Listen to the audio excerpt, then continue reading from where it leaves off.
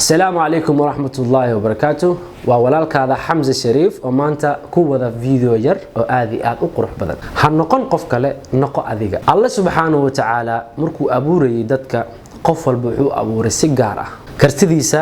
شخص نمديسا دد نمديسا iyo awoodihiisa u gaarka ah shakhsigaasi ma laha shakhsiga kale oo galabkiisa taagan qof walba waxa loo abuuray qaab unique ah oo Allah subhanahu wa ta'ala uu abuuray aniga ma noqon karo adigana ma noqon kartid aniga marnaba lagama yaabo Allah subhanahu wa ta'ala qofkan sidoo u abuuray ama dhaqamadii u gaarka asiga ina adig ay yeelatid ileen qofkaas dhaqankiisa waa unique adigana waxa tahay unique marka ha isku dayin inaad qof kale isku ekaysiisa ama isku barbardhigtid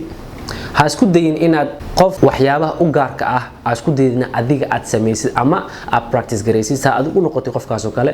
ilaa ma noqon kartid waxaan kula talinayaa anigoo ah walaalkaada inaad nafsadaada kalsooni gelisid